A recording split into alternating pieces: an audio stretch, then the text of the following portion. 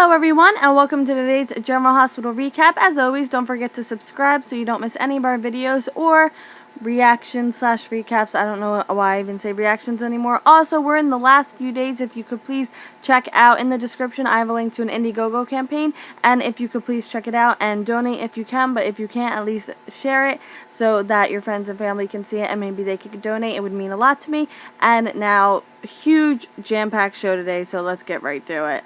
At the remnants of the Jerome family gathering, Sloan is having Ava/Denise arrested. What do you think? Do you think she's Ava? Do you think she's Denise? Let me know. And we'll just say Denise for the sake of clarity. So Denise is insisting that she isn't Ava, and Sloan doesn't really care. Like, nobody really cares or buys it at this point. And she says she should have stayed in her salon and kept her mouth shut. And I agree, because why would you go somewhere knowing you look just like someone who isn't the most popular person in the world and who's like in a mob family and just had a baby with a rival? Like, she knew the mess because like she saw it in the paper, so why would you go there and instigate it? Like, I don't understand.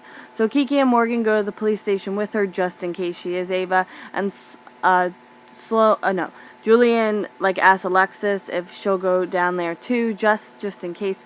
So Julian stays back and talks to Sloan, and Sloan tells Julian that he's filing charges against Carlos, and Julian insists that if Carlos is the one who shot Duke, that he had nothing to do with it, because you gotta cover yourself. That is the #1 rule. And then Sloan tells Julian that Jake shouldn't be working for him, and he says since Jake has a target on his back, Julian cutting him loose would be the best decision, and it would de-escalate Sonny. And Sam agrees, and she's like, look, the only reason you gave him this job is because I begged you to, and like it wasn't supposed to turn out like this, so like just cut him loose. So Julian agrees.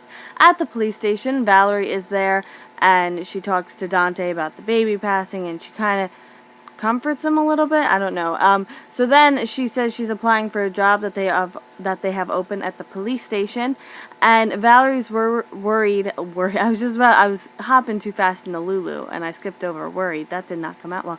So Valerie is worried by what Lulu will think of them working together. So I'm like, why even apply for a job if you think it's going to make Lulu so uncomfortable that like you're struggling onto whether to get the job or not? Like, I really don't understand, but whatever. So she goes off to fill out the application, and that's when they bring Denise into the police station, and she's still saying she's not Ava, and Dante's like, fine, we'll run your prints, no big deal. So Alexis shows up to be Denise's lawyer, and when she says she's going to get booked, and like she says she can't be fingerprinted because she doesn't have any fingerprints. This is Denise saying that. I'm sorry, I'm a little... I don't know, my mouth, like, I'm not coming out with the words today, if you can tell. So it turns out she legit does not have any fingerprints, like, and she is like, I don't wear gloves when I do people's hair with all the chemicals, and I'm like, I don't think that erases your fingerprints. Like, don't you have to sand them off, like, in a very painful way? Like, if someone could just chemical them off, I think they would, but... like, you have to sand your fingerprints off. Not wearing gloves and dealing with chemicals isn't going to take your fingerprints off. I mean, I could be mistaken, but let me know. So Dante's like, fine, whatever, we'll run a DNA test instead. And Alexis is like, you can't do a DNA test. And he's like, fine, I'll get the paperwork in order, and we'll treat you like Ava in the meantime, so you can go to Pentonville until all the paperwork is filed. And she's like, what's Pentonville? Is it, and they're like, it's prison, blah, blah, blah, and she's like, oh, is it worse than Rikers? And, like, pretty much, yeah, like, but in the end, her choice is to get the DNA test and wait in a lockup cell until the morning when they have the answer, or go to Pentonville for an indefinite amount of time until all the paperwork clears. So she consents to a DNA test, and she's going to spend the night in jail, but she is not happy about it. At the courthouse, the arraignment starts, and the deal is on the table, and Sean says that Rick doesn't need to be brought up to speed on the deal because he isn't taking it, and Sean says that he isn't in a position to even consider the deal since he's a legitimate employee of a coffee importer, so he wouldn't even be able to talk about any nefarious dealings Sonny has had. And then Sean goes over and above and enters a guilty plea. So he says he's aware of the crime he's committed and he's not going to fight it and waste the taxpayers' money.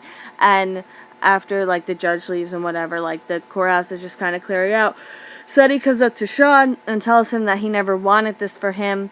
And then Sean tells TJ he did what he did because of loyalty, and that's what real loyalty is.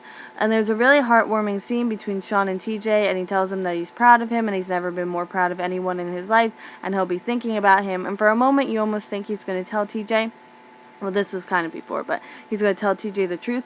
And when Jordan asks him later why he didn't tell TJ the truth about him being his father, Sean says he already took one father away from TJ, and he doesn't want to take another father away from him. So, kind of really heartbreaking, if I do say so myself.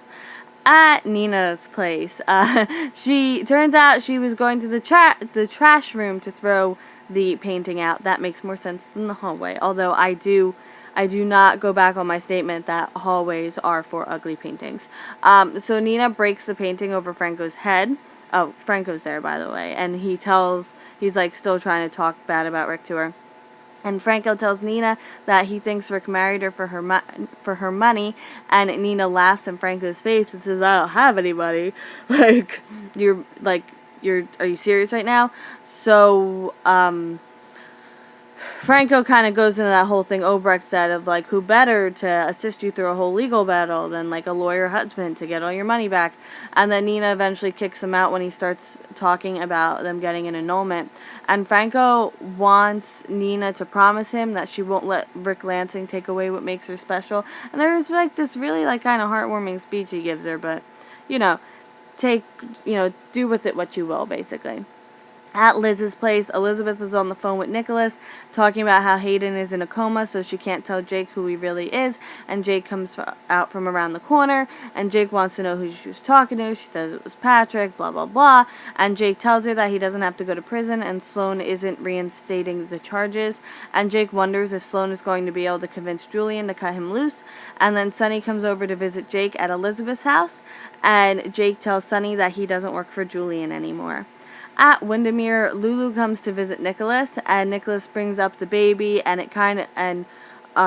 like how sorry he is for her loss, and Lulu, does not a flashback, because it's a part of the show we haven't seen, but, I guess an insight, where Lulu's running into the police station asking Dante why he didn't call her to tell her what happened with Olivia's baby, and he takes her into another room and tells her what really happened, so he's not lying to Lulu about this. And Lulu wants to know why Nicholas isn't as broken up as he should be about his friend Hayden getting shot.